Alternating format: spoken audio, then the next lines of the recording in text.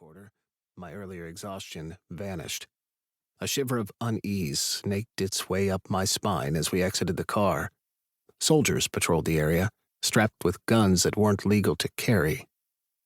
"What the hell is this, Killian?" I whispered. "Don't say anything.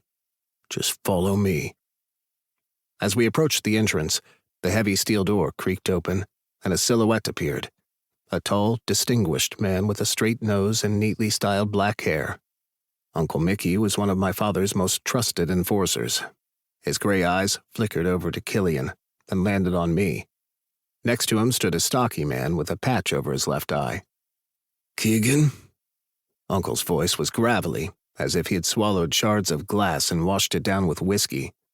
"We've been waiting for you." For me? Why? I kept my mouth shut and nodded. I hadn't always known what my family represented.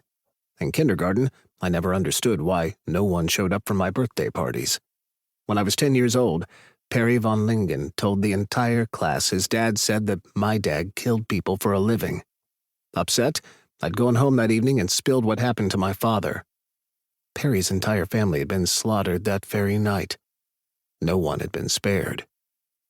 It took me years to accept the truth that my father had the von Lingen family put to death as a warning. I'd known then that I didn't want to follow in my family's footsteps. Killian nudged me forward, and I followed Uncle Mickey into the warehouse. The space was cavernous and dimly lit by hazy yellow bulbs suspended from the ceiling. The smell of oil, dust, and old wooden crates filled my nostrils. Uncle Mickey led us down a narrow passage between two stacks of crates taller than me. Somewhere in the distance, I heard the low buzz of conversation. We rounded a corner into an open space. The source of the chatter was a group of men gathered around a long wooden table laden with stacks of money, guns, and blueprints. Of what, I couldn't make out from where I stood. My father sat at the head of the table, his imposing figure towering over everyone else, despite his age. His crystal-clear blue eyes were as cold as ice.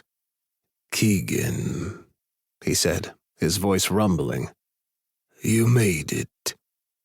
I swallowed hard, meeting his gaze with as much confidence as I could muster. "Kill said you wanted to see me?" But what did his business have to do with me? I was a doctor. "Yeah. Follow me." When he walked off, I did as he said and went after him. I'd lived with Marcello Agosti for too long to disobey him. I kept my gaze glued to his broad back in an expensive suit. He never set foot outside the house without a suit on, regardless of the season. I couldn't recall him busting a sweat either during the summer. We came to a door he slipped through. Holding my breath, I entered the room, which was larger than I'd expected. Shelves lined the wall, filled with containers, some of which were familiar from their labels, dangerous chemicals that should have been safely locked away in a controlled laboratory. In the center of the room was a table that looked like the ones in the OR at the hospital.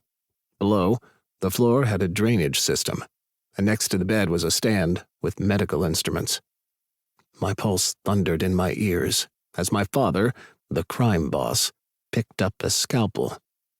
He studied the sharp instrument with the delicate fascination of a man who dealt in bloodshed. "Pop?" His gaze was iron hard, a ruthless determination that left no room for disobedience or disturbance. What did he want?